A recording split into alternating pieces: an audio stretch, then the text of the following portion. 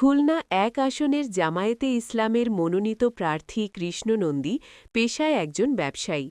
নগদ অর্থ, স্থাবর ও অস্থাবর মিলিয়ে রয়েছে কোটি টাকার সম্পদ। কৃষ্ণ নন্দী খুলনা জেলার ডুমুরিয়া, খুলনা ৫ আসনের মধ্যে উপজেলার বাসিন্দা। তবে তিনি খুলনা এক আসন থেকে আসন্ন নির্বাচনে জামায়াতে ইসলামের মনোনীত প্রার্থী হয়েছেন। তিনি জামায়াতে ইসলামের খুলনার ডুমুরিয়া উপজেলার সনাতন শাখার সভাপতি হিসাবে দায়িত্ব পালন করছেন।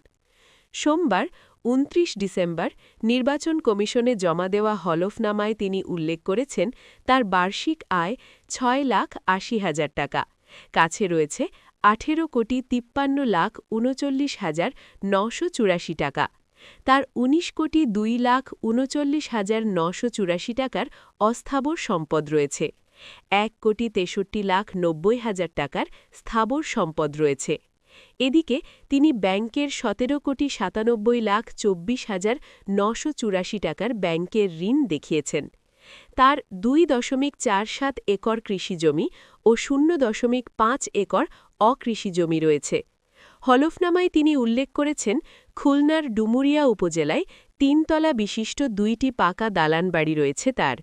২০২৫ সালের আয়কর রিটার্নে প্রায় ২,৬৯,০০,০০০ টাকার সম্পদ রয়েছে ও ১৫ ভরি সোনা তিনি উপহার হিসাবে পেয়েছেন বলে উল্লেখ করেছেন।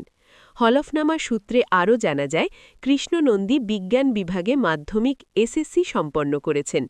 তবে তার স্ত্রী এবং সন্তানদের নামে কোনো স্থাবর ও অস্থাবর সম্পদ নেই বলেও উল্লেখ করেন।